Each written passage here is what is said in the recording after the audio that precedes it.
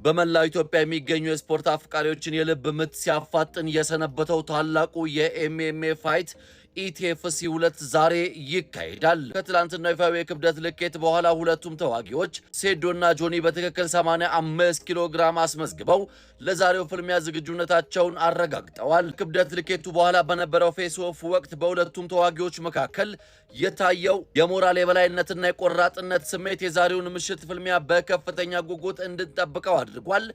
ሰዓታት ብቻ ይቀራው በመላው ዓለም የሚናፈቀው ሜን ፋይት ጆን መጨረሻ ቃል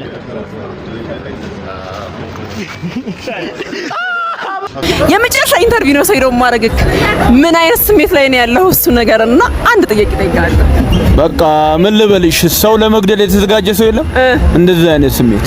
ስለዚህ ጆኒ ነገርለዋለሁ ይላል ሚስቱን እንደተቀማበት ሰው ማለት ሰው ጓጉታል ለዚህ ውድድር የሰርጉ ቀን ሚስቱ የተቀማበት ሴት ያን እንደዚህ አይነት ስሜት ደግሞ ምንድነው በባጃጅ ይመጣል እንደ ከተማ በባጃጅ ይመጣል በቀሉ በባጃጅ አለው ትዳለ ዝም ብለህ እንግሊዘኛ የሚያወሩ ሰዎች ጠና ያምናቸው አልኩት ለዛ አስፈሪ ፊት ያለው የትኛው ነው ብለህ ታስባለህ? ለተጋጣሚ ፊት የሚመስል ሴዱ ፊቷም ሰፊ ነው እንዴ ሙሉ ፊቷ ጆና እንደሚያከለው ስለዚህ የሚያበቃለት ይመስለኛል አለ ዞራ ተመጣጣላ ሁሉማ ፋሚሊ ይመጃን እስኪ ቆንጆ ነገር እና ያለን ብለን እንጠብቃለን። በዚህኛው በጣም አሪፍ ተፎካካሪዎች ያሉን የታይሰን ዋና ያብርሻል ከታች ቼሪ ያለ የናቤሌዘር አለ የነመስፍን ብሩ አለ የጆና የሴዶ በጣም ጠባቂ ተጫዋች ነው። የሊሎቹም እንደዚህ ነረቢቆም ምናምን አሉ። ቆንጆ ነገር እና ያለን የቦክስ ስፖርቱ ከፍ ያለ ነው። ደስ ይላል ይላል። አመሰግናለሁ በጣም ሴዶን እንደግፈው ኦኬ ምክንያት አለክ? የኛ ማህበር አባል ነው እሱ ቲክቶከር ነው እሱ። እኔ ከሁሉም የበለጠ ኢንትረስት የሚያደርገኝ አንድ ኬጅ ውስጥ ምን እንደሚሰሩ ማየት መፈለገው ከዚህ በላይ ኢንትረስት የሚያደርገኝ የለም። ሁለተኛ ደግሞ በጣም የሚስበኝ ነገር ምንድነው ትራሽ ቶካቸው ባንተራቸው ሰው ይሄን መረዳት ያለበት ነገር ጆኒ ካራክተር እየተጫወተ ነው። ጀስት ባለፈው ሴዶ እንዳላችሁ እናቴ ትቆጣኛለች አልኳችሁ፣ እግሬ ተጎድቷል አልኳችሁ፣ ከሀገር ጠፍቻለሁ አልኳችሁ፣ ይሁላ ነገር you should know ስለዛ ያው ጆኒም እየተጫወተው ካራክተር ነው እና ጀጅ ልታረጓቸው የሚገባው ሪንግ ውስጥ ባላቸው አቋምና በዛ ብቻ ነው። ከሳቸውን ሴል ማድረግ እንደሚችሉ ለማርሻል አርቶች በደንብ ያስፈልጋል። ባይዘዌ ለሁሉም ማርሻል አርት መመከር ያለብህ ነገር ማለት ነው ፋይት ላይ ጎበዝ መሆንህ ብቻ በቂ አይደለም። yes exactly አረለ ፋይት ላይ በጣም ብትችልም ማንንም ሰው ማያቀህ ከሆነ ያንተን ፋይት ማየት አይፈልግም። ስለዛ ሰው እንዲያቀህ ምንድነው ማድረግ ያለብህ ራስን አስተዋውቃቸው። ካራክተርህ ምን እንደሆነ አመጣጥህ እንዴት እንደሆነ ወይ በጣም እንዲወዱ አርክ ወይ በጣም እንዲጠሉ አርክ። ሁለቱም አንድ አይነት ናቸው ባይዘው። በዚህ ፋይት በጣም የታዘብኩት ነገር አብዛኛው ሰው ሴዶን የናቀው ይመስለኛል።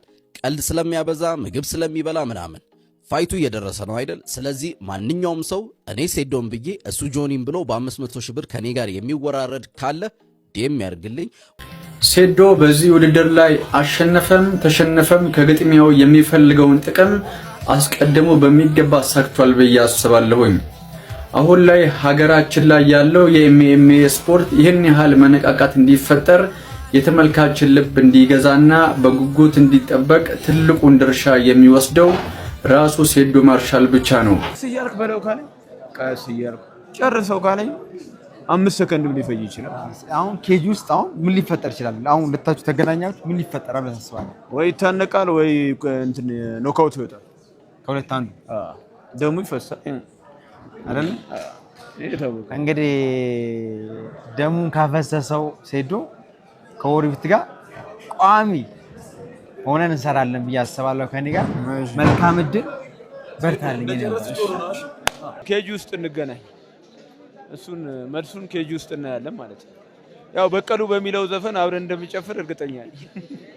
አሁን ቢዝነሱ አልቋል እኮ አንተ ምንድነው የምታደርቀኝ?